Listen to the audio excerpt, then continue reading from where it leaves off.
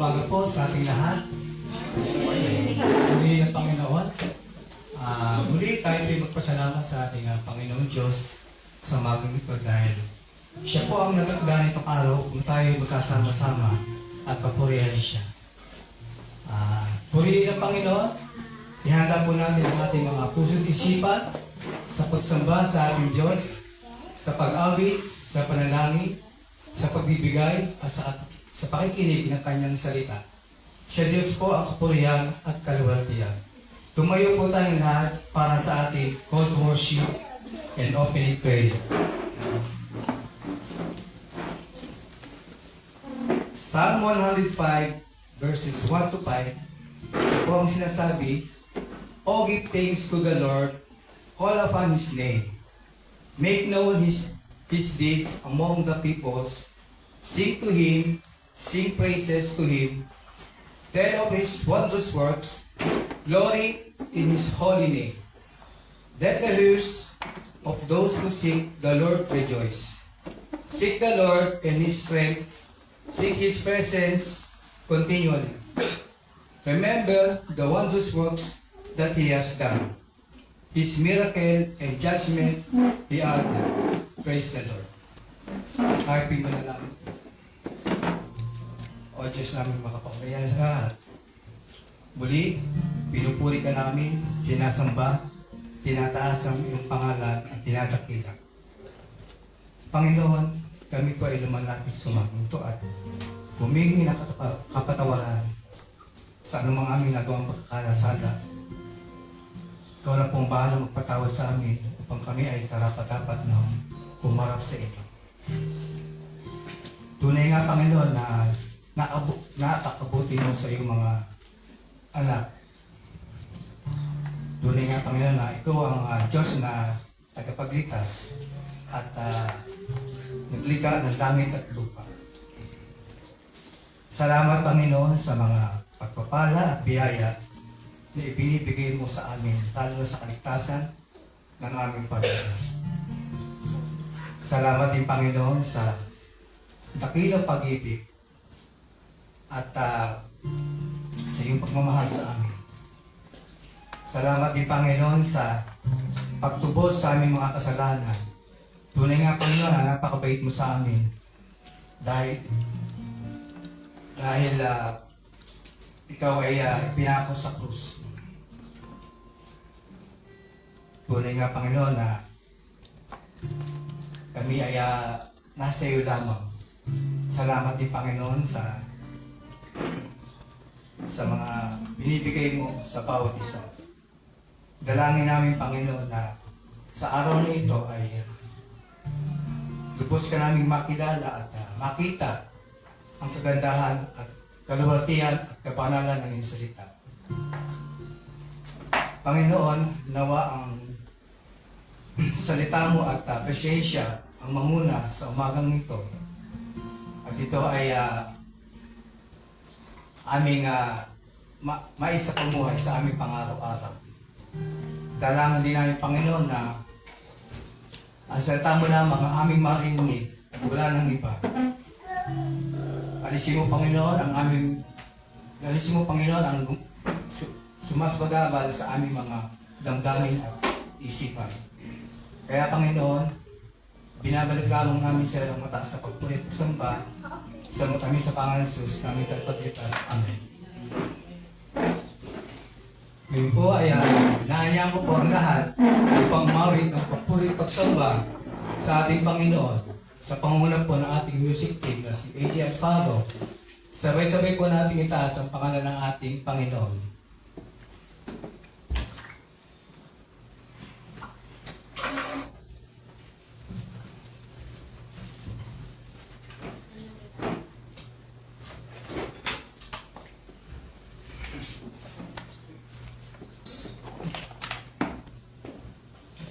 Good morning po sa ating lahat. Psalm 105 verses 1 to 5 says, "O give thanks to the Lord, call upon His name, make known His deeds among the peoples. Sing to Him, sing praises to Him, tell of all His wondrous works, glory in His holy name. Let the hearts of those who seek the Lord rejoice. Seek the Lord and His strength. Seek His presence continually. Remember the wondrous works that He has done, His miracles, and the judgments He uttered. Ito ay isang awit ng papuri at patotoo sa katapatan at pagmamahal ng Diyos. Iniikayan ng mga awit ang mga mananampalataya na alalahanin at pasalamatan ng Diyos sa makapangyarihan niyang gawa sa kasaysayan ng kaligtasan at sa kanyang proteksyon, paglalaan at pagtupad sa kanyang pangako. Ipinakita niya ang kanyang kahangahangang gawa nang ipagkaloob ng Ama ang kanyang bugtong na anak para sa atin. Nangakuin ng Panginoong Hesus ang ating mga parusa, namatay sa krus ng Kalbaryo, at pagkatapos ng ikatlong araw ay muling nabuhay upang sa pamamagitan ng kanyang buhay at kamatayan ay maibilang sa atin ang kanyang katwiran. Hindi nagbabago ang kanyang pag-ibig noon, ngayon at magpakailanman. Kaya mga kapatid, ating awitan ang Panginoon dahil sa kanyang kahangahangang gawa. Halina't purihin natin ng may buong galak at buong puso ang ating Diyos na nagliligtas. Let's sing praise the Lord.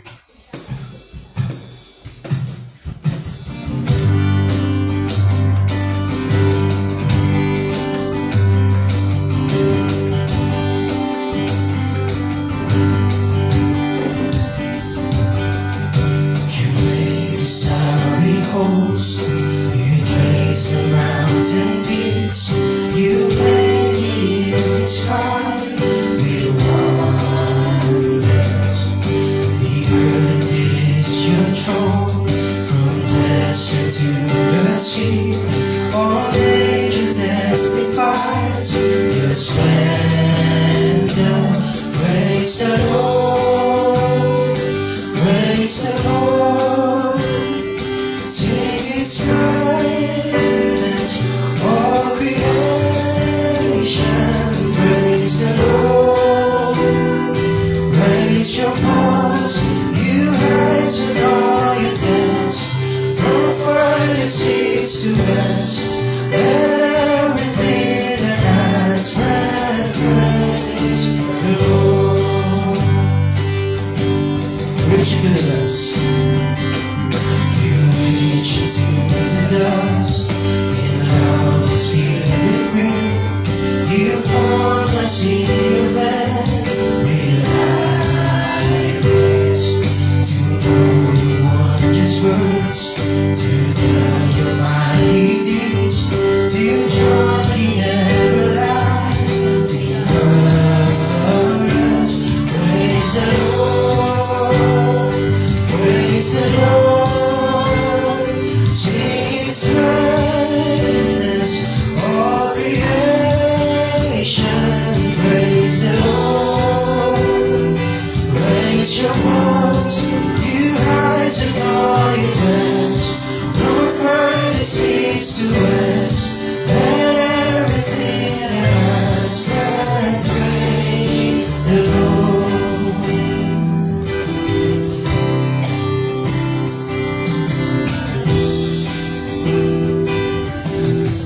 The symphonies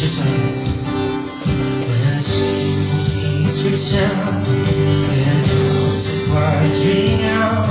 All heaven hear the sound of worship.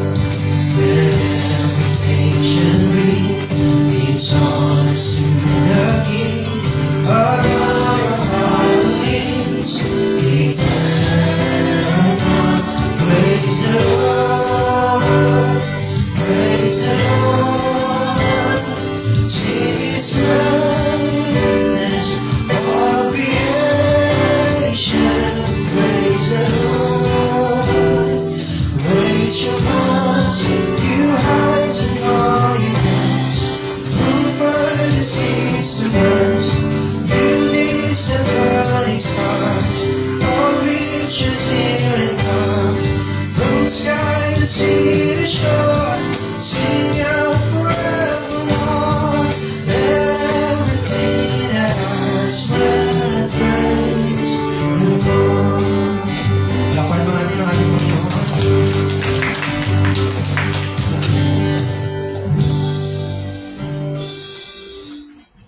Let's sing praises.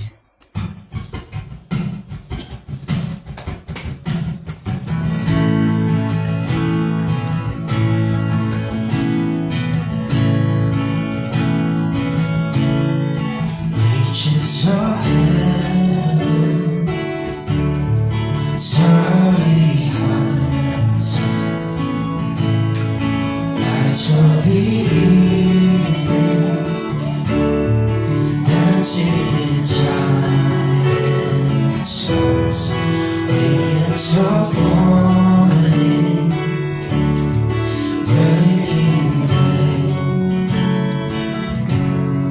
Oh, let them praise Him, praise His name.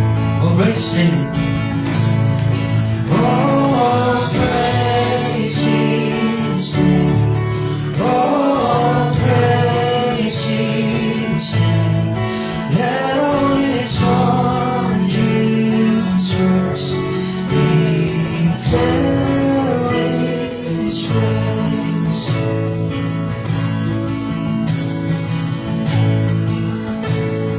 Mightiest mountains, mightiest mountains, peaceful things, snowfall and fire, thundering oceans, tender kingdoms, age to age.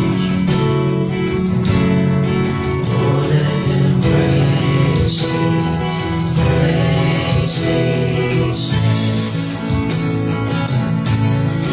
Oh, praise His name. Oh, praise His name. Let all His wondrous works declare His praise. Oh, praise His name. Oh, praise His name. Let all His wondrous works declare His praise.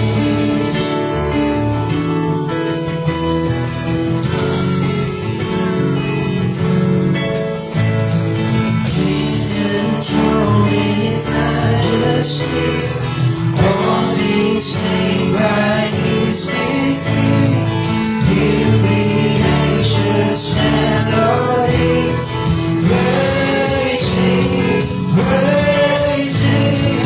Everything with life and breath, every word from His two hands, every heart raised from the dead. Praise Him, praise Him. Angels and all the refrain. Jesus now for sweetest name. Name above all other names. Praise Him, praise God, praise His name. Oh, praise His name. Let all His wondrous works declare His praise. Oh, praise His name. Oh, praise His name. Let all His wondrous works declare His praise.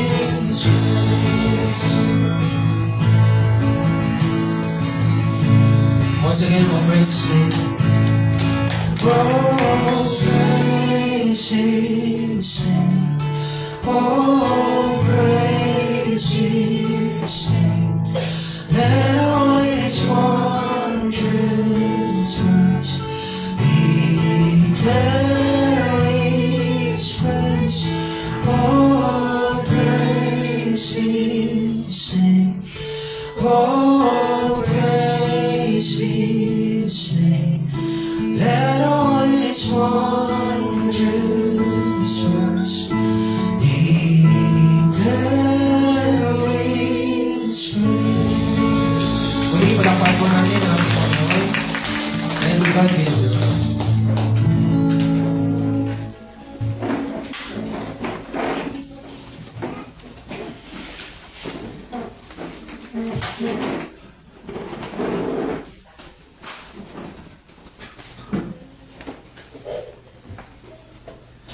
Good morning. Ngayon naman po ay dadako po tayo sa ating pananalangin. Sige po. So lalapit po tayo sa ating Panginoon.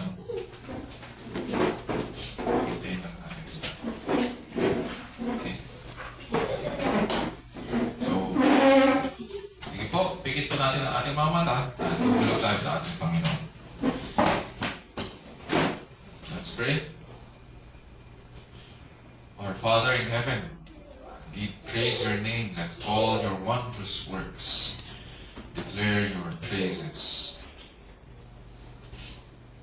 Thank you, O Lord, for these songs that you have placed on the lips of your people.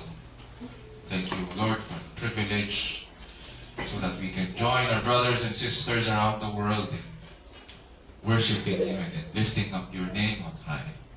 And so bless your name, O Lord, as we worship you today. Grant us to behold, O Lord, your beauty and majesty as we worship you in songs and in listening to your word, in its preaching, as we give thanks as well. O Lord, we come to you with humble hearts, confessing our sins before you.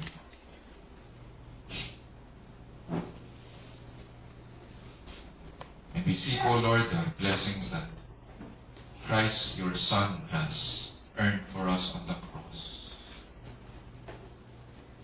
Indeed, because of his perfect and finished work in his life and death, he has earned for us our justification and the forgiveness of our sins, past, present, and future. And so we come in faith, O Lord, and ask, O Lord, that you would grant us forgiveness and cleansing. May you continue, O Lord, to purify us with your word, and grant us to continue walking in faith as you mold us into the image of your Son, Jesus Christ. Today, O Lord, as we bless you in our hearts, in this gathering, we are also thankful, Panginoon, for the gift of work that you have given us this past week. We thank you that you have given us days and moments, Panginoon, so that we can be productive, make use of our hands, and bless our families also. Salamat, Panginoon, that through this we are also able to provide for the needs of our families, physical needs. And just as you continue to provide, Panginoon, for your people, for your creation, in your providence, so also we thank you, Panginoon, that we are also able to meet, Panginoon, yung mga needs ng aming mga families. And because of this gift of work, we can look forward to this day of rest in your presence. O Lord, we also remember our country, the Philippines, at ang aming mga leaders in government. We ask for wisdom. We ask, O Lord, for accountability, just as you have given them responsibility. We understand, Panginoon, that our leaders in government are not merely servants of the people, but that ultimately, O Lord, they are your ministers too, just as your scripture says. And so, O Lord, we appeal to you and ask that you put everything right. And what is happening, we pray against corruption, we pray against abuse of authority. And while, O Lord, we may not always agree sa decisions ng aming mga leaders, we also confess that we do not understand everything that is happening. But above all thrones, above all powers, above all rulers and authorities. There is one who sits on his throne, and that is you. Your eye searches everything, O Lord, in the earth, and you know everything. And because of this, Panginoon, because of your sovereign rule over all things, we can sleep soundly at night, and we can continue, O Lord, our lives each day with contentment. Indeed, O Lord, we proclaim that we find our satisfaction in you, our delight in you. And so, Lord, we pray that you would guide our leaders. And that you would grant, O Lord, as well, our brothers and sisters who continue to teach, preach the gospel and the principles of your word in the halls of government. We know na marami sa aming mga kapatid ang nagba-Bible study in the offices of government. And so we pray, O Lord, that the principles of your word would be seen in how the staff and employees, and even, O Lord, yung kanilang mga supervisors and heads of departments, may your word be seen in how they engage with the people and how they conduct, O Lord, their transactions. O Lord, we also pray for our ministry here at VBM. Salamat, Panginoon, for the stewardship that you have placed in our hands. That through this we are able to preach and teach the gospel, and that we are able to go and make disciples of all nations, baptizing them in the name of the Father, and of the Son, and of the Holy Spirit. And so we pray, O Lord, that you would grant us to be faithful to your word by teaching the disciples that you send us to follow your word, all the things that you have commanded us to do, while holding on to the promise that you would be with us unto the end of the age. Just as your people, just as your church, your body has been faithful to you in its commission, so we pray, O Lord, as your people here at VBM, may we be faithful as well, Panginoon, in the calling that you have given us in making disciples of all nations as well. Grant us, O Lord, to care for our students, our children, the members of our families, whom you have placed under our care. Indeed, O Lord, we are thankful that you have given us our families as our first ministry. And so, O Lord, we pray that we would not only fulfill, Panginoon, yung mga physical needs of our families, but that you would also equip us to fulfill the spiritual needs of the members of our families. That just as you have given your church pastors, teachers, and evangelists for the growth of the body, so we pray, O Lord, that may you grant us parents whose eyes are open to the truth, whom you have called, O Lord, to preach and teach in our families as well. May we be your mouths, O Lord, so that we can speak your word to our spouses and to our children. O Lord, we also pray for those of us who continue to work, may mga obligations for today and this coming week.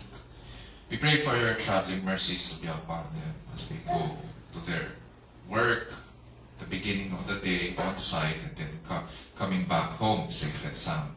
So we ask for your protection to be upon them. At ganun din, Panginoon, sa aming mga mahal sa buhay na nasa abroad. We ask for your watchful eyes to be upon them. We pray, O Lord, that they would continue, that you would, as you continue to move in their lives, may they continue to depend on you. that they would bless you and thank you, O Lord, for the opportunities and privileges that you grant them. That just as you have also given us, Panginoon, privileges and opportunities to grow, so we pray as well for them. And that we would be given opportunity to continue to minister to them as well, as a church and as each family. O Lord, we also pray for those of us, Panginoon, who are sick and could not be here today, those of us who are feeling under the weather. We ask that you would continue to extend your healing hands upon us so that we would get well. We pray as well, O Lord, that you would use yung medicines that we're taking, kung merong mga prescriptions required, then we pray that we would be consistent at saka in taking them. May you use yung care of our families, mga hospital, medical staff, or clinical staff. Use them, O Lord, to take care of us and then, so that we would get well. Dear Lord, we pray for Cheryl, dahil masakit ang kanyang katawan, coming from school yesterday, so she isn't feeling well today. We pray, O Lord, that you would grant her strength and recovery so that she can continue, O Lord, sa yung mga responsibilities niya for this coming week.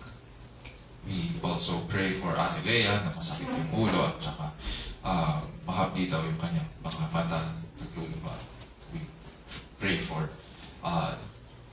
healing sa kanyang mga nararamdaman ngayon. And especially, O Lord, that may you grant her strength and recovery sa kanyang mga nararamdaman. May you take away what needs to be taken away so that she can continue yung responsibilities niya for this coming week. O Lord, we are thankful for Kuya Owen at saka sa recovery rin ni Mameng. We pray that you would grant them the needed resources at saka strength as well for their recovery. We pray that may you, kung may mga medicines pa rin that they're required to take, we pray that you would also use this para sa kanilang healing.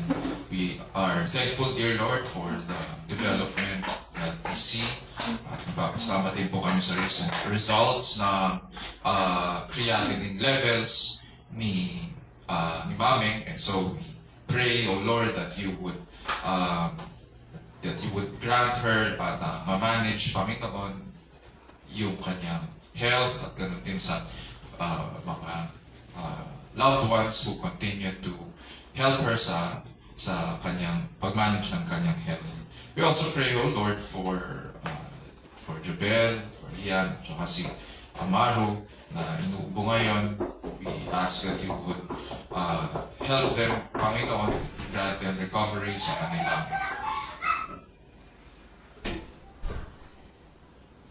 grant them recovery, O Lord, sa kanilang mga sakit. And we pray, O Lord, that you would, so that they would get well, use your medicines at saka rest that they're taking too. We pray, O Lord, as well for healing for Colin, who has ADHD. We pray that may you help her family, especially si Christine, as they manage, Panginoon, Colin, and we pray, O Lord, that you would grant good health sa kanilang family so that they would be able to manage itong condition ni Colin as well. And eventually, O Lord, we pray that and look forward to the day that Colin would be also be ready, Panginoon, to be ready, Panginoon, sa kanyang to socialize in the world that you have and in the life that you have given her. And for the moment, we pray that may you help na makapag-adjust din, provide the necessary resources para sa kanyang family in helping cope as well. And so, dear Lord, we are thankful through these problems that we see, these concerns that you have given us, because through it, O Lord, we are able to minister one another through the ministry of prayer. Salamat, Panginoon, that we can carry one another's burdens. You have given us one another so that through it, O Lord, we can use the gifts that you have given us, so that through these exchange of gifts, you would be glorified. And so we pray that we will be able to continue to do this, O Lord, as you until you return. As we approach you now in the study of your word, we seek, O Lord, that you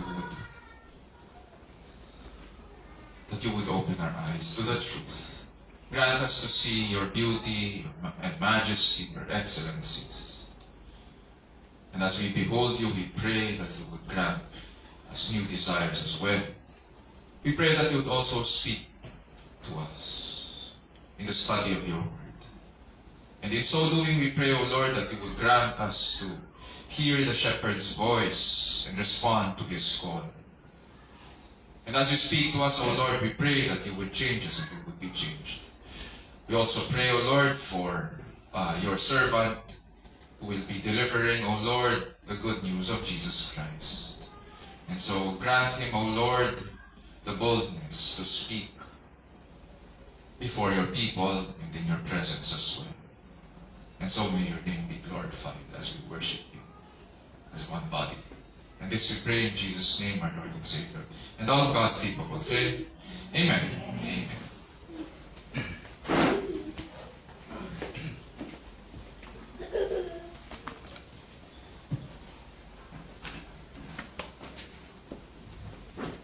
Ngayon po ay dadako na po tayo sa pagbasa ng salita ng Diyos na magmumula po sa Acts chapter 1 verse 8 sa pangunguna po ng ating kapatid na si Renato Paderna.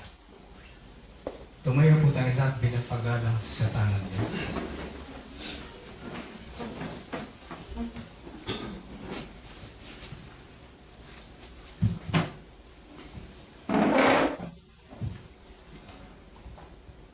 Magandang umaga po sa ating lahat. Buksan po natin ang ating mga Biblia sa Acts 1 chapter 8. Ito po sinasabi, subalit tatanggap kayo ng kapangyarihan, pagbaba ng Espiritu Santo, at kayo ay magiging mga saksi ko sa Jerusalem, sa buong Judea, Samaria, at hanggang sa dulo ng daigdig. Ito pong salita ng Diyos, purihin ng Panginoon.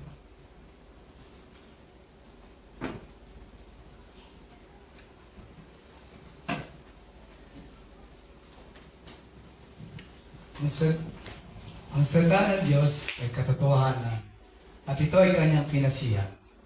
Nagtuturo ito ng katotohanan tungkol sa ating Diyos at ito rin ay nagsasanay at nagtutuwid sa bawat mananampalataya.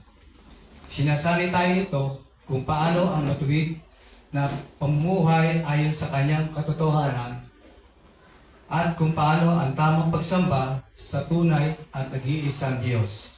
Ayon po yan sa 2 Timothy chapter 3 verses 16 to 17.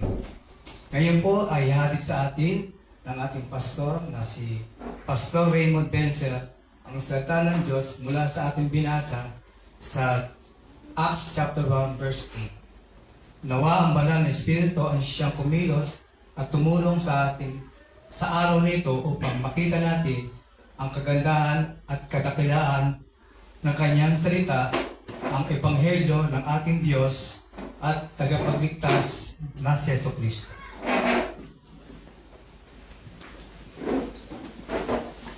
Maraming naputaan mo po. Okay. So, konting correction lang sa sinabi ni Kuya Owen. You have to forgive him dahil nakadepende po siya sa usual script natin. Although nasabi ko sa kanya kanina, nag-usap kami, baka na sa kaba, nakalimutan na niya. So, ako po si Pastor Raymond Benzer and i-introduce ko po ang ating guest preacher for this morning. So, hayaan niyo po, nabigyan ko po ng introduction ng ating guest preacher. Siya po ay nagtapos ng Bachelor of Religious Education noong 2013 mula sa Baptist Bible Seminary and Institute. He is a longtime friend sa aming dalawa ni Jovi. Actually, magkakilala kami since youth pa kami, teenagers pa kami. Naglalaro pa kami nun. And ngayon,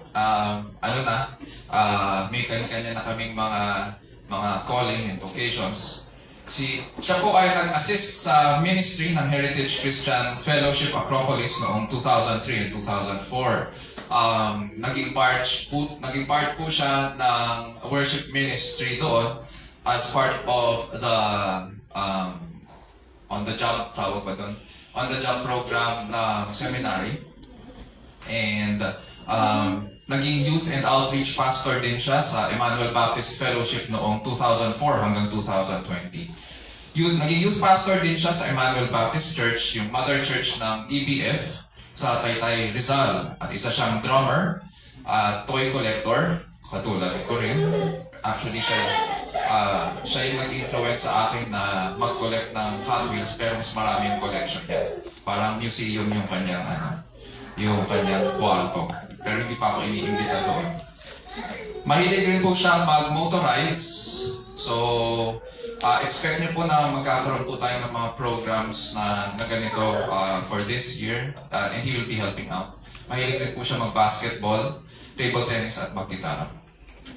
Ngayong umaga, magpapahayag siya ng magandang balita ng Panginoon mula sa Acts chapter 1 verse 8 na may pamagat na the priority of making disciples. Mission begins at home. So we will be having a break from our series on Genesis. Nais ko pong tawagin si Pastor Eril Martin Zapanta. Mga kapatid, let's welcome him to VBM.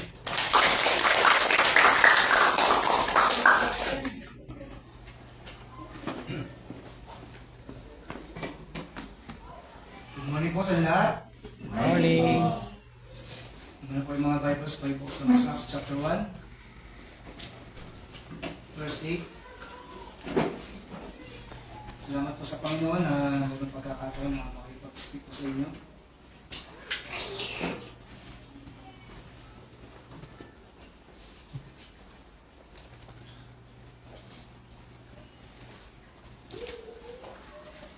So nabasa na po kanina yung ating pong text.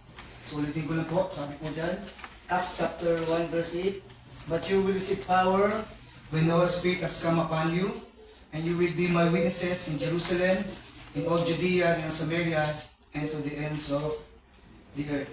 So dito maliwanag na sinabi, iniwan ng ating Panginoong Kristo po sa mga disciples na pag-alis na ay siya ay bumalik sa langit. Mga disciples ay naging apostles po. Apostles.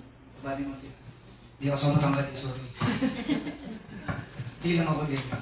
Okay po yun. So ito yung napili ko, sabi ko kasi parang magandang sa bungad sa taon ay commission nyo sa inyong church dito na talagang making disciples. So sabi nga title po natin is The Priority of Making Disciples, Mission Begins at Home. So dito makita natin kung paano kumilos sa Panginoon sa Acts chapter 1 and then sa buhay natin. And syempre ito yung binigay natin Diyos po, hindi lang po sa mga disciples at sa mga early church na tinatawag ng saints.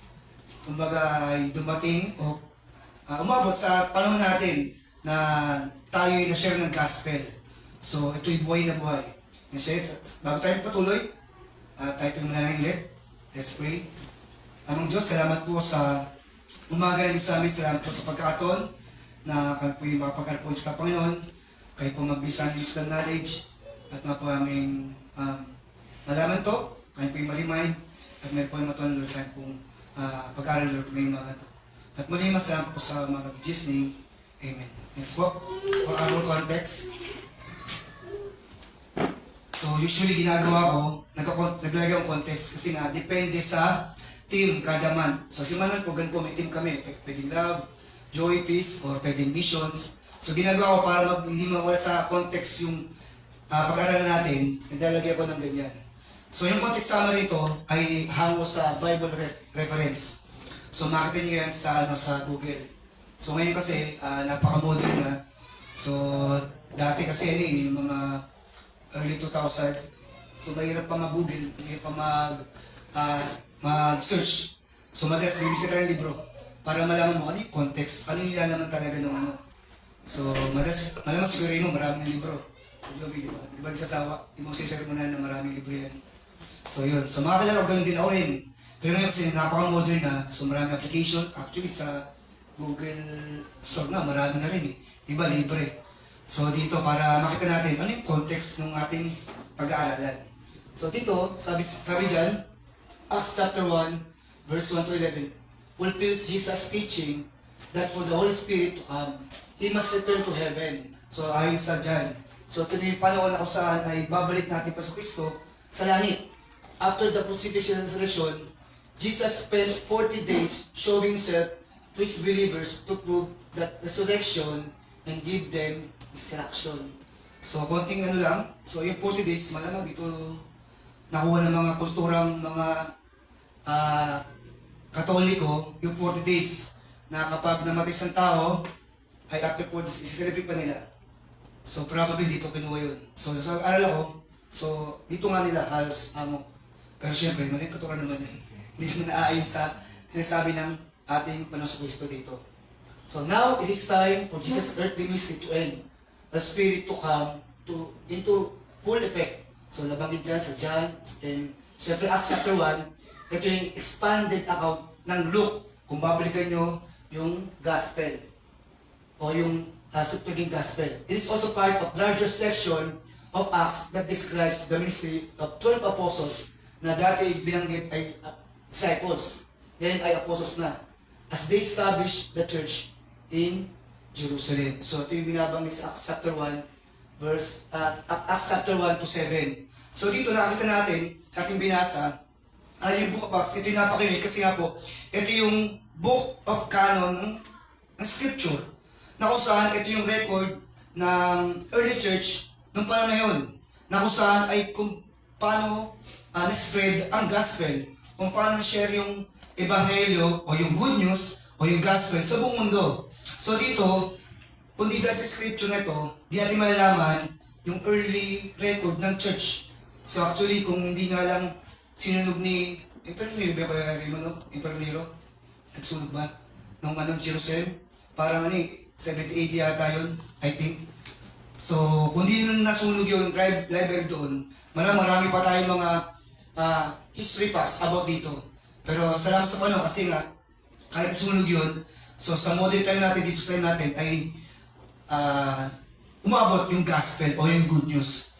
So dito talagang napakaganda at ginamit yung mga apostles, disciples, syempre yung mga early Christians na nasulat to, lalo na sa Old Testament.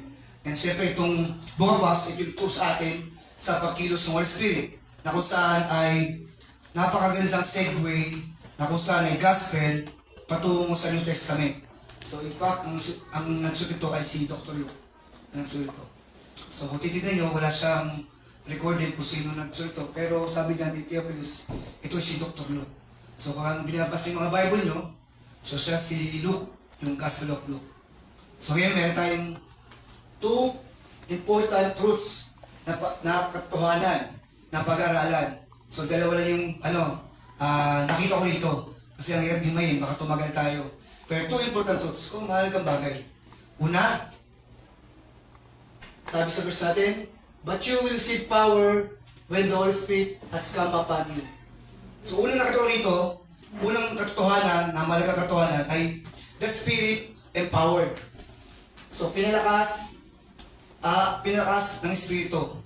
So syempre dito sa Book of Acts ay mainly ito yung introduction ng Holy Spirit, enabling na magbigay ng kapangyarihan ng Spirit sa buhay ng mga believers or ng mga saints. And syempre kung ating pag-aaralan ito mabuti, kung ating pagbulayan ito, ay yung word na power ay sa Greek word, ito ay dunamis. So pag sabi dunamis, ito yung same word sa English na dynamite. It carries the various meanings including might, ability, efficacy, deeds of power, and so on. So, kasi yung power, para siyang, talagang sumabog siya at malakas siya. Kaya dito, pag mapapansin, ang Holy Spirit, hindi lang siya naparito para magbigay sa atin ng comfort, hindi lang siya naparito para bigyan tayo ng kasiyahan, hindi lang siya naparito para bigyan tayo ng ating mga needs. And syempre sa ating mga experiences sa buhay, kumbaga dito ay kasama dun sa pagbibigay ng kakayahan, kalakasan, na kung saan ay ibinibigay ng Holy Spirit. Kasi kung titignan sa previous verses, bago mag-verse 8, ang tingin ng mga disciples ng panahon yun ay restoration ng Kingdom of Israel sa verse 6. So, nung naging lang, but you will receive power when the Holy Spirit has upon you. So, ang tingin ng mga disciples sa panahon yun, ito na siguro yung time na ma-restore yung Kingdom of Israel. Or, about sa political power ng Israel. Kasi kung ating titignan po, background ng Israel, bago sila sa open ng Rome, ng Roman Empire, sinakop sila ng Assyria. Assyria, ito yung modern time, Turkey, pero mo, di ba? Then bago ang Turkey, meron pa Babylon, modern day Iraq.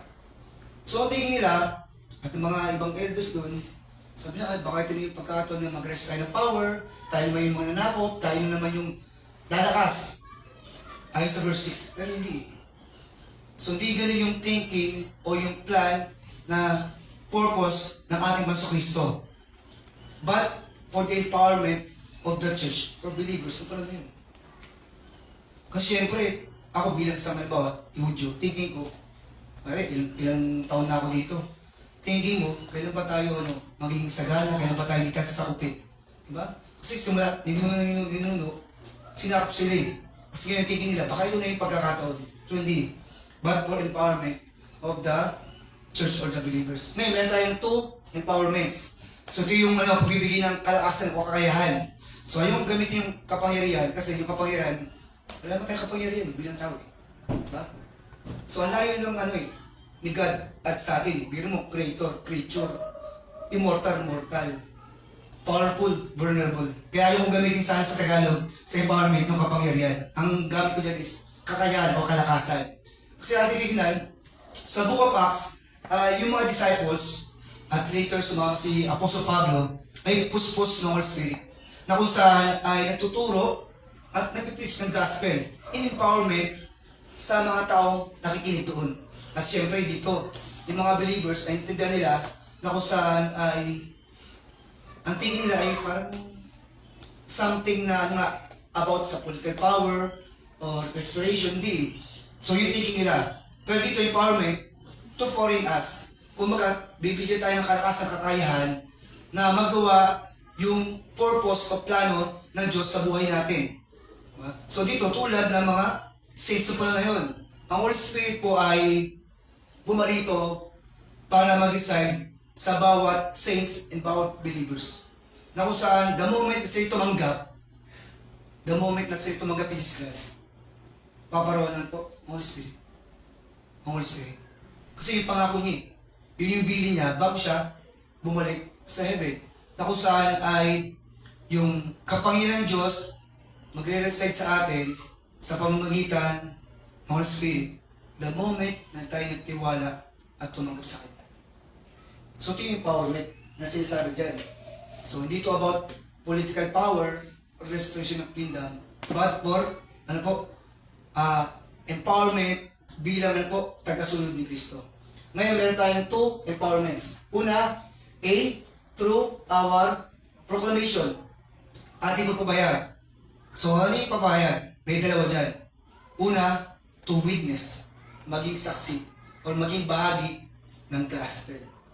So as we feel with the Spirit, syempre po, tayo tinuturuan niya kung ano natin sasabihin. So ito yung supernatural power na ibinibigay sa ating mga Spirit. Actually, ito yung epekto na kung saan na kinukonvey niya tayo at syempre, bibigyan tayo ng boldness, wisdom, knowledge, mag-speak sa mga taong di pa nakakilala sa Panginoon.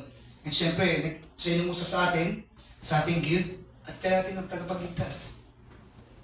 And syempre, yung Holy Spirit lamang ang may kakayahan nito magmulat sa isipan ng bawat sa atin dito. And syempre, dito makita natin yung condition natin na napaka-weak pala ng tao. Kailan pa natin ang kaligtasan. Kailan pa natin yung Diyos sa ating buhay. And syempre, ang empowerment nito ay sa pagpapahayag ng gospel or ng good news is to witness. So tulad ng mga saints sa panahon na yun. So hindi aabot sa panahon natin, kundi sa pamamagitan ng pagpapahayag at maging saksi. Pero mo, from disciples na ngayon apostles na naging teachers sila, and then yung mga elders doon, tsaka mga saints doon pa noon, so ginamit sila para maibagi ang good news. Maibagi ang gospel. So tayo rin. So ganun, binibigyan ng empowerment through our proclamation. Siyempre, ipapapahig natin bilang member dito sa BBM, hindi po yung ating presidente kasi vice and branches, vision by vision, di ba? Ganun. So, yung about sa pagpapahayag, proclamation na witness. So, huwag niyo iasa naman kay Kuya Raymond. Huwag niyo rin iasa sa kanyang pamilya. Huwag niyo rin iasa sa sa mga leaders. Diba? Yung mga members natin dito. So, yung pag-witness, bawat isang tumanggap eh. So, hindi lang to sa pastor ka, siya lang. Hindi. So, kung pinapayag mo sa Kristo sa buhay mo, dapat mag-witness ka. Dapat ibahagi natin yung gospel. Ibahagi natin yung good news. So, ilan kayo dito ngayon? 1, 2, 3, 4, 5, 6, 7, 8, 9, 10, 11, 12, 13, 14, 15, 16, 17, 18, 19, 20. 20, di ba? So, witness. Ngayong week, mag-invite kayo. So, hopefully next week, 20 plus 20, may na ako sa mat eh. Ilan? 40. Diba? So, yung pagpapayag na witness is empowerment sa atin ito, Panginoon. Actually, napakadali ngayon eh. Diba? Through napakadali ngayon eh. Through social media. Post ka lang sa Facebook, diba? Instagram. Gusto mag-TikTok ka pa, mag-sayo ka pa. Diba? Napakadali yan. Need good dati. Lalayo ka pa, pumunta ka pa sa lugar. Pero sabi nga sa kanila eh, ito kayo. Sabi ko, napaka-strategic ng place nyo. Hindi nyo kailang lalabas pa ba kayo sa Torsia, o sa Marikina, o sa Messina. Ito lang, paligid nyo. Maging saksi kayo. Pero syempre, bago kayo magpahayag na maging saksi kayo, unahin mo na pamilya nyo. Diba? Pamilya nyo. Anak nyo, pamilya nyo, loved ones nyo, friends nyo, co-workers nyo, office mate nyo, classmates nyo, and so on. 20 kayo, di ba? Next week, ngayong week, araw-araw kayo mag-invite. Diba? Praise God, kung may dumating. Kung wala, praise God pa rin, pero pray nyo. Diba? 20 kayo. The next week, 40. As another 2 weeks left, 20 and 20. Ilan na. To witness. So, hindi lang witness. Pangalawa, for service. So, yung pagpapahig natin, hindi lang sa pag-witness ng gospel o ng good news, kundi sa paglilingkod. And hopefully, so may konting bagong din mo sa nangyari dito sa church. Kasi nag-usap naman kami ni Ate Ojo at Kuya Raymond. So yung paglilingkod nyo, ito hindi dahil utos ni Kuya Raymond. Ito kayo naglilingkod dahil ito ipahayag nyo para sa Panginoon.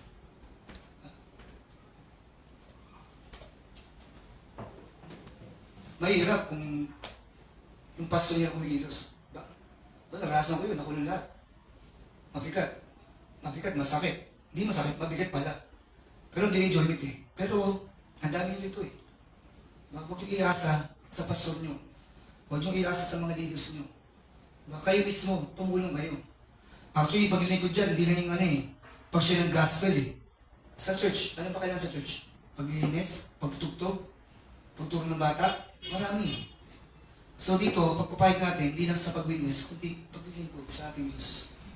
At syempre, ito'y for the glory of God. Hindi sa for the glory of ng church na to, o ni Kuya Raymond. Yung galing ni Kuya Raymond, kahit na yung mga member na maglilingkod Hindi. It's about through our proclamation. Diba?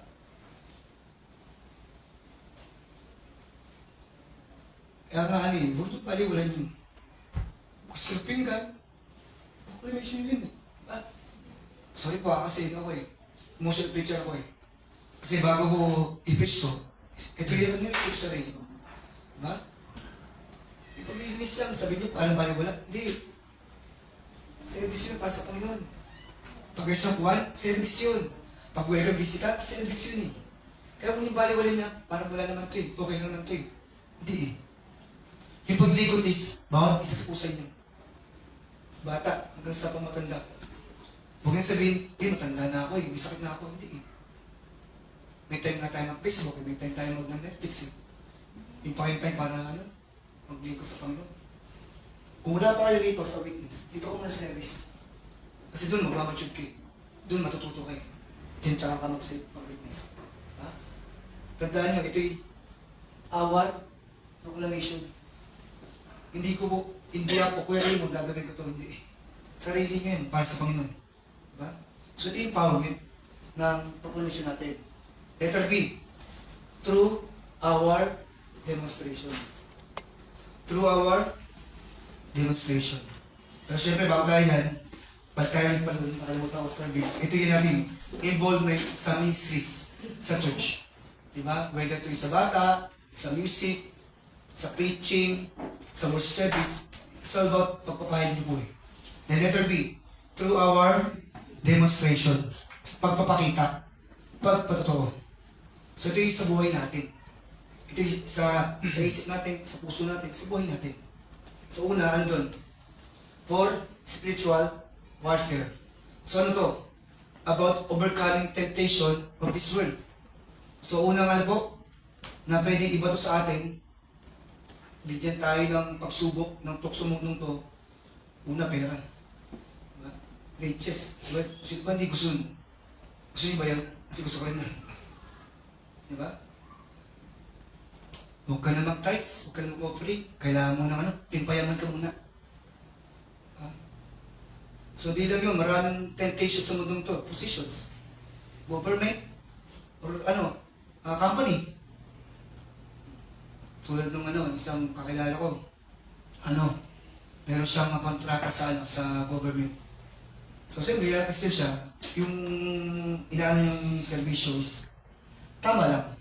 Ngayon may lumapit sa kanya, para makasingil ka na maayos at para kumita ka, dagdagan natin. Pero may kickback ako. Pero yung sabi ko, anong lugar yan Good ako, ganun. Actually, hindi lang ganun pati papa ko, nagperan din. Sabi ko, di ba meron kayong engineer dyan?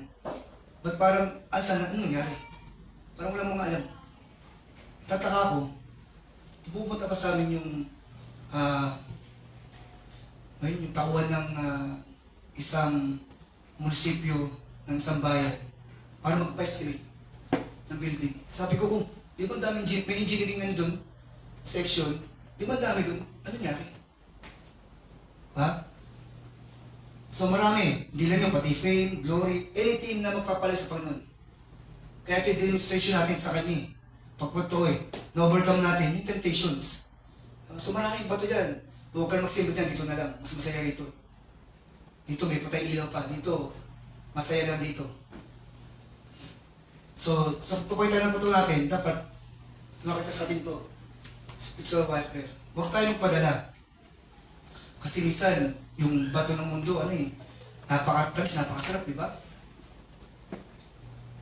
So dito, sana makita natin yan. Then pangalawa, hindi lang spiritual warfare, for testifying our faith. At ito pa to sa buhay natin. Pagpakita. Ito yung boldness ng ating testimony sa ating buhay. So ito pa to sa buhay mo. Dapat ito yung nakikita sa buhay natin. Dapat nakita na tayo sumusunod sa ating Diyos. Kasi dito, sinasabi natin, Christian tayo, pero hindi pa ito sa buhay mo. Siniloloko mo. Unang Diyos. Di mo nakita ko rin mo, araw, 24/7, mabamatayan ka ba? Alam ba namin kung nasa isipan mo? Di ba hindi So ito yung testify ng pato na yung kaya sa Kanya. Dapat ito nakikita mo. Dapat nga makita sa loob ng bahay muna. Ang bike mo sa church, no? Para ka may hilo, may bike mo, parang angelic. Pero after linggo, pagdating ng 12 o'clock midnight mamaya, hanggang Monday, hanggang Friday, nawala ba sa sumay, ibundot na tayo. Dapat di ganun. Kasi testify mo ito bilang Kristiyano, bilang taga si Kristo Dapat kung ano yung pagto mo sa buhay, sa church, dapat yung sunod ng bahay mo, kasama pamilya mo, kasama friends, loved ones, churchmate, schoolmates, office mate, and so on. Dapat pare-pare mo yun. Huwag may tago na yung Kristiyano. Pag di ba natin kasama yung ating kapatiran, pag di ba kasama natin, alam ba na Kristiyano tayo? O hindi? O baka nahiya kayo? Nahiya ba kayo? O may one time, spirit good. Alam mo na, bigat ng loob ko. Sumama ako sa isang fiesta school ng isang young people namin. So siya, yung mga barkada niya. So ito yung prominting school, universities, hindi ko nababanggitin. Din dun, kasama yung pastor namin. Yung kaibigan niya, pigtawalan ako. Pigtawalan ako. Sabi ko, sige lang, okay lang. So, sa puto ko, sige lang, okay lang. Ako ba yung pinagtawalan nila? Ako ba yung pinagtawalan nila? Hindi eh. Si pinagtawalan nila, ang Diyos. Ha? Ganun na lang, pastor wala, pinagtawalan. Hindi, dito ka, huwag kang ganyan. Ha? Testifying. Alam ba, sa office, nakristyano ka o hindi? O nahiya ka? Alam ba na classmate mo, nakristyano ka o hindi? Alam ba ng pamilya, nagsimba ka ba rito? Nakristyano ka o hindi? Dapat alam. At pakita mo yun. Kasi, testifying ng truth ng faith mo sa Panginoon. Diba? Hindi pinapayag mo, sino si Kristo sa buhay mo? Huwag lang tuwing Sunday nakakasama kapatiran. Bakit in Monday, iba ka na. Hindi na ako Kristiyano. Ha? Kaya sabi ko, I pray for you. Sabi ko, pag-pray ko na lang kayo, sana makasabing katotohanan. Maaling pinagtawalan niyo ako ngayon. Baka eventually, pag nawala na kayo, suffering kayo. Hopefully, ginamit yung young people namin. Ha? So, di pa ito eh. Ha? Ito yung pawang katotohanan lamang. At syempre, hindi mo ito pwedeng pasinungalingan unless hindi ka totoong tumanggap. Kung hindi ka tumanggap, yun pwede. Pero hindi, sino ba yung tinanggap mo? Kristo. Hindi nang basta Kristo, Diyos yun. Diba? Diyos na lumikha ng mundo, Diyos na lumikha tao, Diyos na makapangyarihan. Sino ka? Sa ligtab ka lang, mawawala ka na. Kaya dito, sa ating empowerment, bukod sa pagpapahayag natin, ito pakita sa ating buhay. Kung wala to, lahat ng ginagawa mo dito ngayon, useless. So ngayon, bago ka umuwi sa bahay, o pag-uwi mo sa bahay, mag-reflect ka. Totoo ba talaga sa buhay ko sa Kristo? Baka hindi. Kasi kailangan makita dapat to eh. Itong dalawang yun eh. Kasi in-empower tayo eh. Kasi yung pinakamahirap na nagawin niya sa Kristiyano, maging totoo siya sa buhay. Lalo sa pamilya niya. Sa pamilya niya. Kasi may mga kamag-anak eh, walang naniniwala sa amin. Hindi mo tutuloy yan, hindi papasuloy yan. Wala naman. Tutik na wala akong ginawang masama sa kanya, tito ko. Wala akong sinabi gano'n, lahat ng uso niya susunod ko. Pero may ganun tao talaga yung tingin na hindi naniniwala. Hindi naman makasal, wala yan, bali wala yan. I don't know. Hindi ko alam. So He will give you a boldness you need and words to say if we would just be obedient to the mission. Ibigyan tayo ng kapangyarihan, kakayahan para gawin yung mga bagay niya. Kung talagang obedient tayo sa Kanya. Obedient tayo sa Kanya. Ang sabi sa 1 Corinthians chapter 2, verse 4 and 5, my message, my preaching were not with persuasive words of wisdom, but with a demonstration of the Spirit of power, so that your faith would not rest on men's wisdom, but on God's power. So dito, ay sa tulong ng Holy Spirit, hindi dahil ang talino ko, ang galing ko eh. Ang galing talaga ni kay Raymond, hindi eh. It's about God's wisdom eh. Kasi, ang tao, saan ba siya nilikha? Ayos image of God eh. Wangis. Yung wangis na yun, kasama din intellect, will and emotion. So, andun yung intellect. So, hindi dahil ang galing mag-preach ni Pastor Eric, ang galing, ang talino talaga ni kay Raymond, hindi. But on God's power. Through the Holy Spirit. Kasi karamihan, ang human ay didepend sa sarili niya. Kaya ko to. Diba? Kasi ang kami matatalino eh. Magagaling kami. Hindi. Hindi mo pa-place sa bagay, kundi sa pamagitan ng natin Diyos. Ano yung intellect eh? Ano yung intellect eh? So kung namang meron tayo sa buhay natin, ito'y dahil sa Panginoon. At syempre sa tulong niya, tutulungan niya tayo. Sa ating buhay Kristiyano, tinawag niya tayo para po, ipakita kung sino ang Diyos sa buhay natin. Kung sino si Kristo sa buhay natin. Kaya itong acts na to, sa panahon nila, ay ito yung open book na kung saan encourage about sa magbabasa nito, nare-remind na ang Diyos, siya bibigay ng kakayahan, kalakasan sa pamitan ng Espiritu na ma-accomplish yung mga bagay ito. Mga bagay na ito. So, the Spirit, the power of the Spirit, enable us to be effective witness or witnesses for Christ, giving us the courage, the wisdom, the boldness needed to share our faith. So the moment na tumanggap ka na, totoong tumanggap ka, natiwala ka, dun papasok ang Espiritu, bibigyan ka niya ng ano? Courage, wisdom, and boldness to share our faith. So as we rely sa Holy Spirit, sa guidance and strength niya na bigyan sa atin, so ito yung impact sa kingdom ng Diyos at sa buhay natin. Sa buhay natin. So ito yung first important truth natin nakita. So ito yung the Spirit empowered. Pangalawa, the scope engage. The scope engage. So ito yung saklaw ng nakikibahagi ng mga tumanggap kay Kristo. Ano sabi sa verse natin? And you will be my witnesses in Jerusalem, in all Judea, and Samaria, and to the end of the earth. So ating makikita yung final question ng mga disciples sa panahon sa verse 6 ay earthly questions na about thinking nila, ay baka ito na yung pagkakataon na magkaroon tayo ng political power. Sabi ko kanina, di ba? Restoration ng Kingdom of Israel. Hindi. Instead, ang napakalinaw na bigay ng ating Panginoon Kristo rito na yung mission is for His kingdom. Hindi political kingdom, hindi restoration ng kingdom, kundi spiritual kingdom. So yung kingdom dito is all for God's glory. Kasi sabi dyan sa verse 8 na ang bawat isang Kristiyano should be witnesses. Hindi lang basta maging saksi tuwing Sunday, nandito upo, kakanta, manalangin, okay, tapos na. Hindi ganoon eh. So yung Holy Spirit, ang bawat sa atin, ipinulod out sa atin dito, ako sa basic idea ay maging witness tayo sa buong mundo. Actually, bago tayo maging witness sa buong mundo, maging witness tayo sa ating buhay mismo na tayo binago. At sa komunidad natin, dito. So gaya ng ano po, sa Acts, sa Book of Acts, sa time ng Pentecost. So nandun, talagang kumilos ang ating Panginoon Kristo na kung saan ay naging saksi ang bawat sa doon. Bukod sa mga disciples, mga tumanggap doon. So yung word na witnesses, ito is sa Greek word na martus, which we get the word martyr. So yung martyr, ibig sabihin ito, is the one who affirms to give testimony of a certain fact or event. So ito yung testimony na binibigay sa mga taong wala pang kalat alam. Kaya nga witnesses ang ginamit eh. Diyan eh.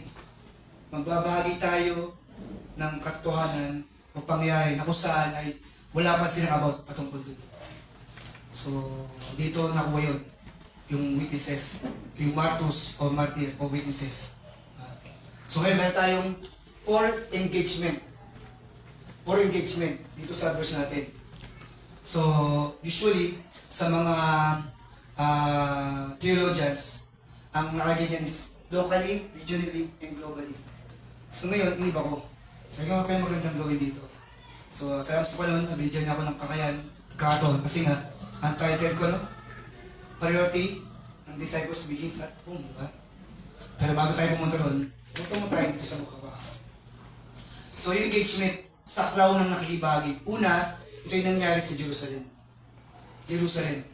So dito, nakita natin kung paano kumilos ang mga apostles, kumilos ang mga early Christians na tinatawag na saints. So dun, sila yung na-spread.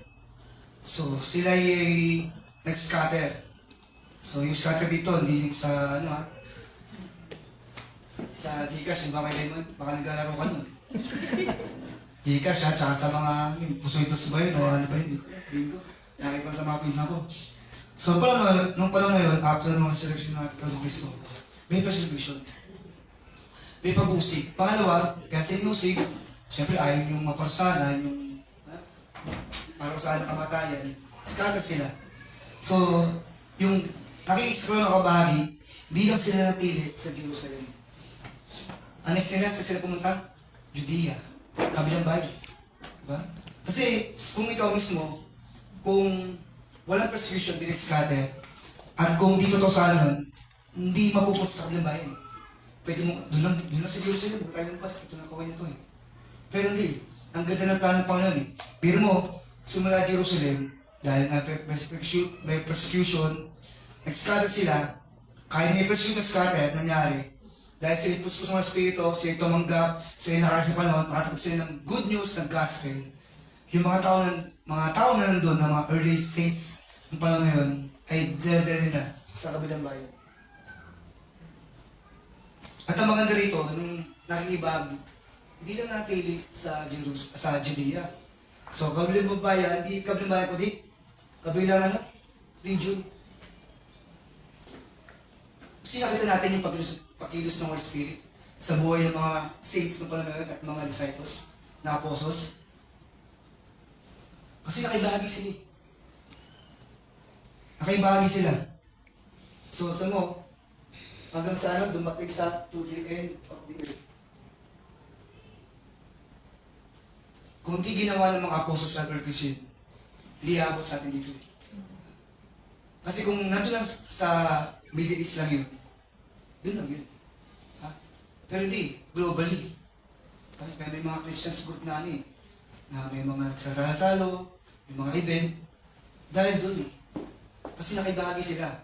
Bukod sa mga apostles, yung mga early Christians o saints na tatawag, yan ang ginawa nila. Nakibahagi sila. You will be my witnesses in Jerusalem, Judea, Samaria, and to the ends of the earth. So ito yung ginawa sa Book of Acts. Then fast forward, modern time natin, dito tayo pupunta. Yung Jerusalem, ano yung dyan dyan? Family of loved ones. Pangit naman, no? Ikaw lang pupunta sa langit, pamilya mo hindi. Ba? So ngayon, sabi nga, kung mahal mo pamilya mo, share mo. Ba? So bago tayo lumabas dito sa letter D, bago ka na pumunta rito, bago pumunta, na yung pamilya mo. Para maging effective ka. Pangit na, inuuna mo yung neighbor mo. Pero yung wife mo, husband mo, hindi siya. Ha? Para sa palaging kristyano ka. So bago magsimula, bago ka lumabas, una yung pamilya mo.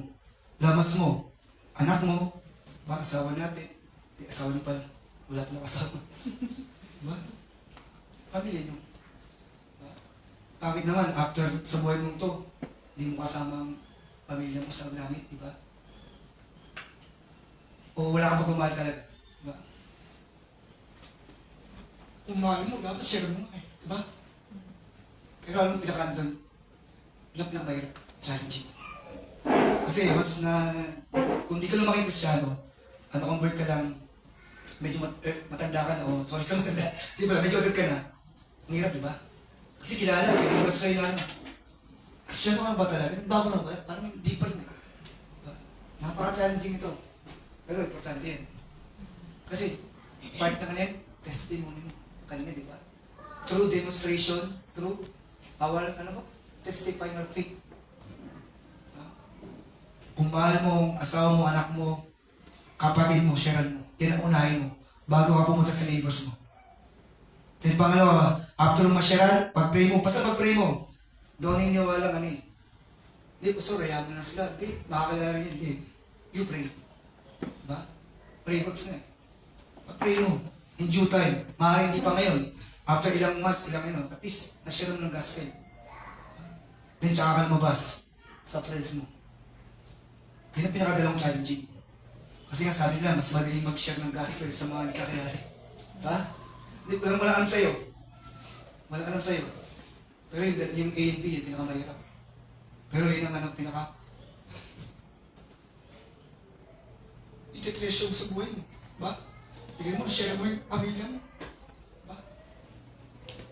Kasi sabi ko sa mga yung people ang may iwan nyo sa mundong ito, hindi yung pangalan, hindi yung surname nyo sigurado bang sa apo-apo-apuan mo sigurado bang lalaki ba?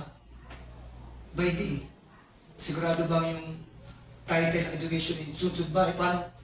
Paano pag doktor bilang naging lawyer? Di mo alam, wala ka na ito, di mo alam Pati riches, di mo alam kung hanggang kailan maubos yun.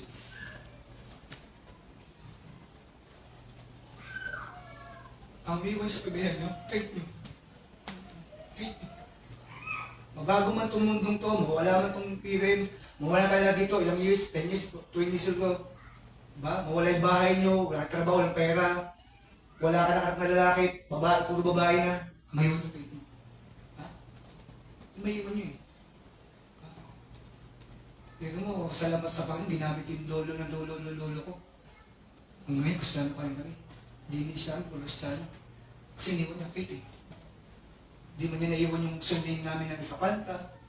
Hindi man niya nalibos na yung bilyones namin. Hindi man ako sa line namin pas mga doctors. Pero naiwan ko yung faith namin. Ang tayo eh.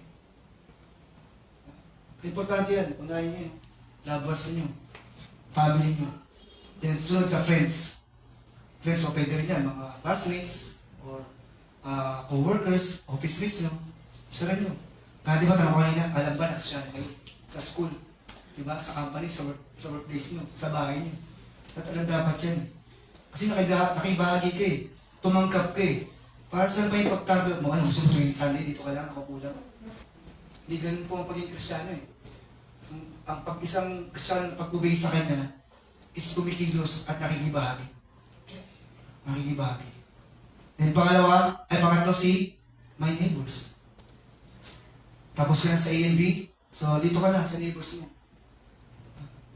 Kamusta ating testimony sa ating neighbors? Baka wala tayong kapitbahay. Tulad nung kapitbahay natin dyan, dito ka lang. Sa Gold City, dito ka lang.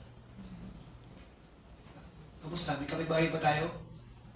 Baka, kilala niyo po ba si Kyle na ganito? Yung mata pobre? Kaya di ba, ay, madamot, ay, salbahe, ay, nagmumura, ay, naglalasing.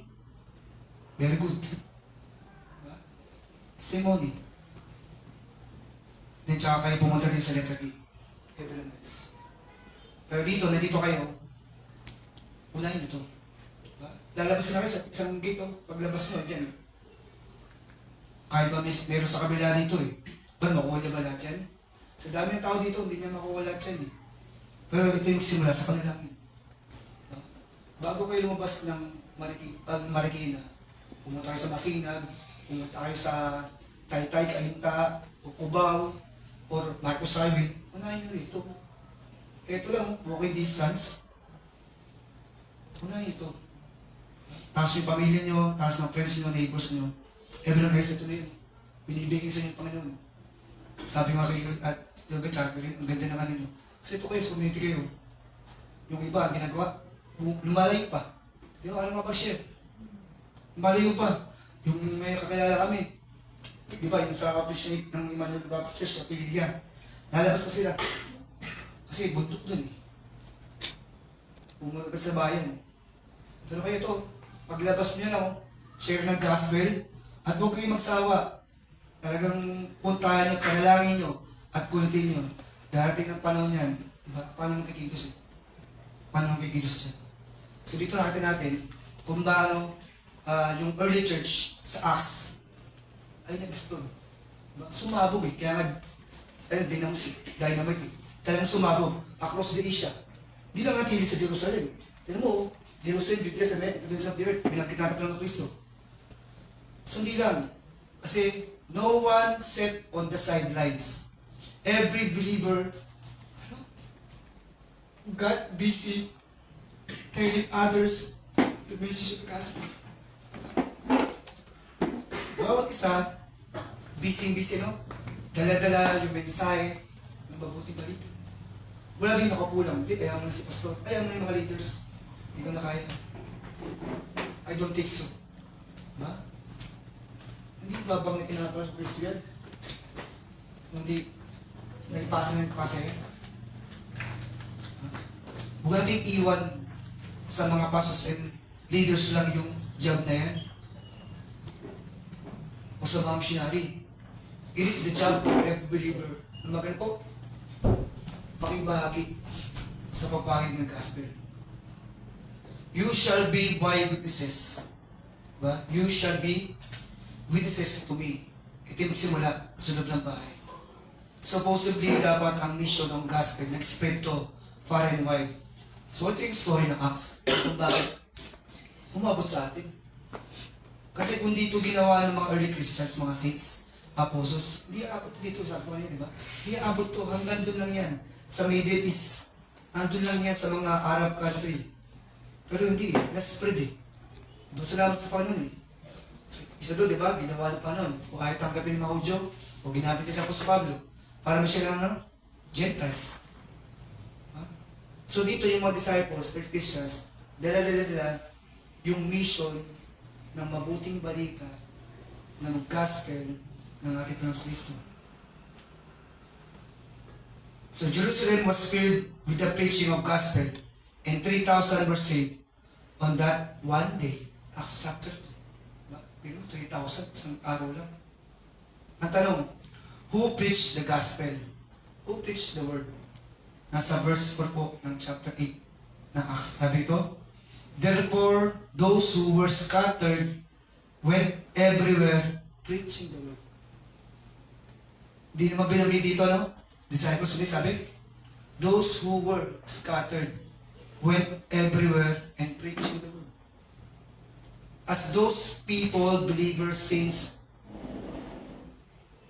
early Christians na nandun, na umalis sa Jerusalem, dala-dala nila yung mabuting balita sa kabilang bayan. So dito yung buong church, except the apostles, ay dala-dala nila yung mabuting balita.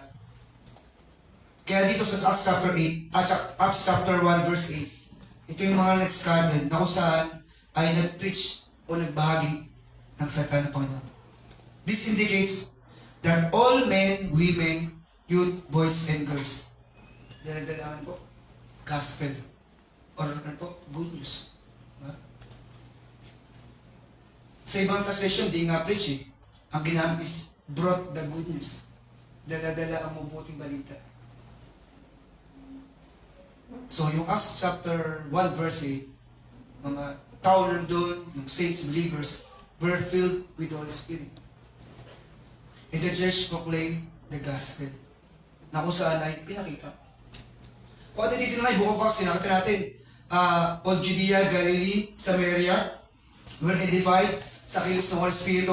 Then makita natin, even sa palace ng Caesar.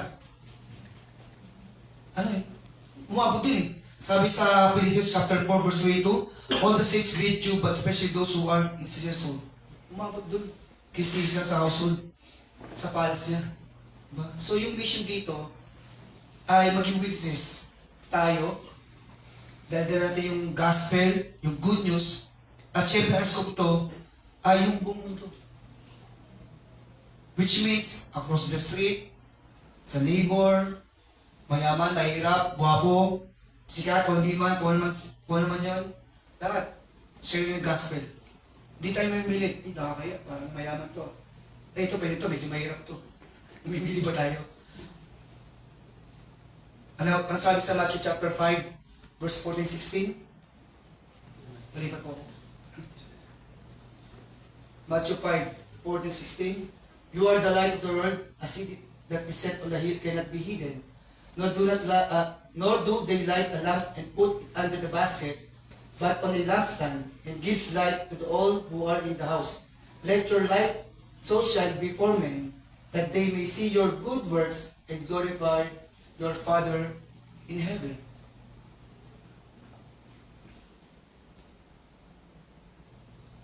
So, huwag yung sabihin sa akin, Pastor, pwede ba unahin ko muna yung iba bagong pamilya ko? Pero kung sabi mo kay Remo yan, maya ka sa sarili mo. Ha? Unahin mo yun, pamilya mo. Then bago ka lumabas. Nandito sa inyo, labas na kayo dyan. Sayang. Buksang taon. Pag-pray nyo, dagdag kayo. Ha? Maaaring hindi kayo mapagdala every week, every Sunday. Pero ito yung niwala, hindi kikilos ang ating Diyos. Sabi ng Espiritu na madagdagan kayo nito. The scope ng mission ito is over the place. Preaching everyone, sharing what everyone, at all time, everywhere. Kasi ito yung instruction ng ating Panginoon Kristo Diba? Di naman sinabi niyang disciples Sabi niya, witnesses Di naman niya indicate na and you will be my, only my disciples and apostles. Hindi witnesses Yung witnesses, ito yung mga saints, ito yung mga believers na tumanggap So ito nag-apply sa bawat believers sa atin dito. So dito, makita natin na kung saan ay pinapakita sa atin. And syempre for closing, Jesus' command to the 11 gathered there hear him and extend us today. So napangalan ito ginather natin sa Kristo at may ibang saksi doon. At tayo ngayon, ba tayo nandito? So the job of the church today is to be Christ's witnesses in the world. That is, we are to testify of Christ to those who don't know Him. So dito, ang ganda rito, nakita natin na hindi lang to sa mga apostles, hindi lang to sa mga Christians, kundi bawat sa atin isa ito. Conclusion. Acts 1:8 is the command of Christ, not a suggestion. Ito yung utos po sa atin. Hindi ito, pwede po bang pwede mo magpala, pwede ba mag-ano? Hindi eh. Ito yun ito yung command niya eh. Hindi suggestion eh. Prioritizing of making disciples by obeying Christ, command to be witnesses to everyone and everywhere. So ito po yung message niyo mga kanto. And so hopefully sana tayo na-remind. And sana tayo pa na-encourage na kung saan sa buhay natin, tayo ay nagpapasakop kay Kristo, tayo sumusunod kay Kristo, at may utos po sa atin. And sana huwag natin sayangin yung pagkakaroon yun. Huwag natin sabihin na busy pa po ako sa work eh. Ang dami ginagawa sa school eh. Ito yung mga reasons ng mga ibang Kristiyano na ayaw lang participate sa gatong bagay. Hindi ako lang nawala na eh. Wala akong time, pastor eh. Busy ako sa school, trabaho, pamilya ko. Nakakapag-Facebook nga kayo, di ba? Nakakapag-Netflix nga kayo. Baka iba ito, nagtitiktok pa eh. Pero ito, di niya magawa. Ito yung hamon sa atin. Hindi lang po kay Raymond bawat sa atin, dapat sa akin. Ito yung hamon. At ito command sa atin, natin Diyos. Pero syempre sabi ko, para maging magbunga tayo, dahil magamit tayo, lalo maging magandang testimony natin, syempre kisimula natin sa ating mga bahay. Kasi makita yun ng mga kapitbahay mo, ng loved ones mo, ng mga kamag-anak mo, titutra mo, makita, ay, ito pala. Kasi may ganun kami. Nalam na Kristiyano kami, mga pipinsan. So nakikita yung pisa namin, asol na, ibig na sa church. Diba? Mas may pisa ako dati eh. Ano nga eh, sabi niya, ay real, babasa ng Bible. Salamat, praise God. Diba? Salamat din, nakita niya kami tatlo na, yun nga, hindi paring wala ang buhay. Bisa namin, makonverse sila. So, bumigyan na, testimony natin. Kasi nga, magsimula sa bahay niyo eh. Basta na, bilang Kristiyano, ayusin natin ating pag-ugali. Kasi yun, man of life, conduct. Pag di maganda yung conduct na man of life, asal tao natin. Paano tayo makapag-share? Doon pala sira na tayo. Kung dati mahitin ang ulo mo, pag-pray mo sana, dumadot sa wag na. Dati palabura ka, sana maiwasan na. Kung dati sugarol ka, pag-pray natin kasi, ang nakasaya dito, hindi yung testimony natin bilang tao eh. Diba? Nakasaya dito, si Kristo, ayaw pala Kristiyano, galing mo, nagasusugal ah.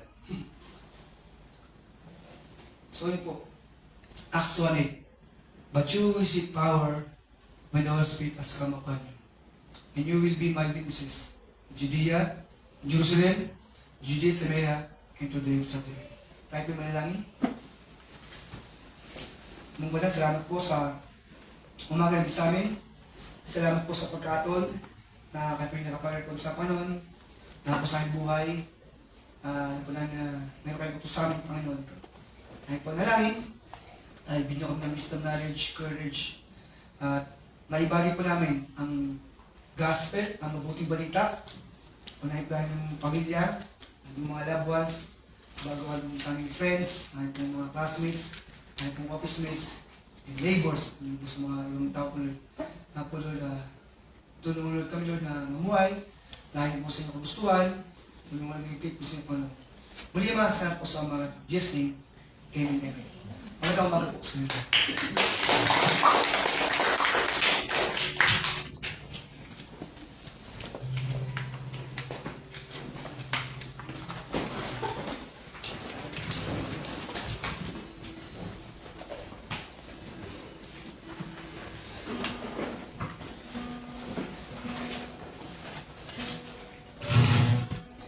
Ngayon po ay dadako na po tayo sa pagbibigay sa tithes and offering. Buksan po natin ang aklat sa 2 Corinthians chapter 9 verses 7 to 9. Ito po ang sinasabi. Each one must give as he has decided in his heart, not reluctantly or under compulsion. For God loves a cheerful giver, and God is able to make all grace abound to you, so that He be all sufficiency in all things at all times, you may abound every good work, as it is written. He has distributed freely, He has given to the full, His righteousness endures forever.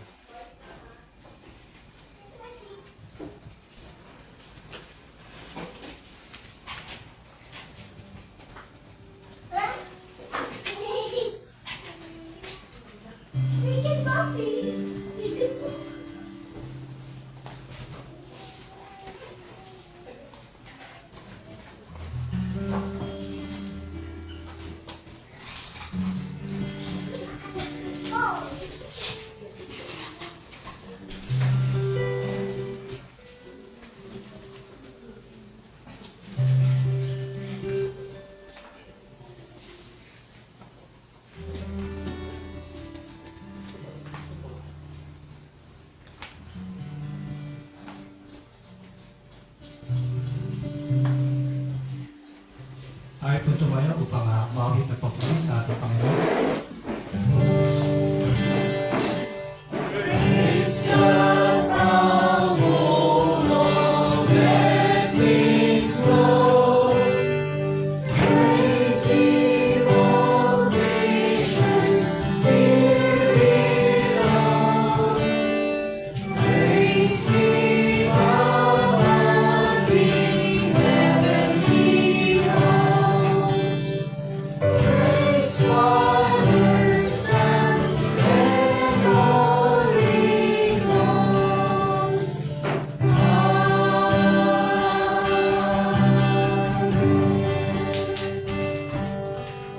Let us pray po. O muli, Panginoon, kami po nagpapasalamat sa umagang ito. Salamat, Panginoon, sa karunungan at kaalaman na ibinigay mo sa bawat isa. Dalangin namin, Panginoon, na ang salita mo ay may pamuhay namin sa araw-araw at maibahagi sa mga hindi pa nakakarinig ng salita. Salamat din, Panginoon, sa aming guest pastor na si Pastor Eric sa kanyang pagpahayag ng iyong salita. Tunay nga, Panginoon, ang iyong salita ay totoo at ito ay aming maisa pumuhay sa araw-araw. Salamat din, Panginoon, sa spiritual at pinansyal na ibinibigay mo sa bawat isa. Ganoon din, Panginoon, kami nagpapasalamat sa kapatiran na nagbigay. At ito ay aming magagamit sa aming mga gastusin sa aming mga iglesia. At makatulong din sa aming mga membro na nangangailangan, Panginoon. Tunay nga, Panginoon, ang lahat nito ay nanggagaling sa iyo. Kaya, Panginoon, ang lahat nito ay binabalik namin sa iyo sa mata sa pagbuhay at pagsamba sa matamis na pangalan sa aming tagapagligtas. Amen.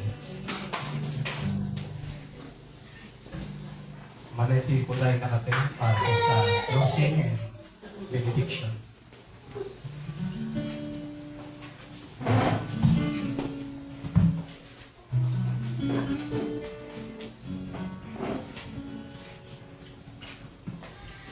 Mga kapatid, purihin po natin ang ating Panginoon at tanggapin ang kanyang pagpapala.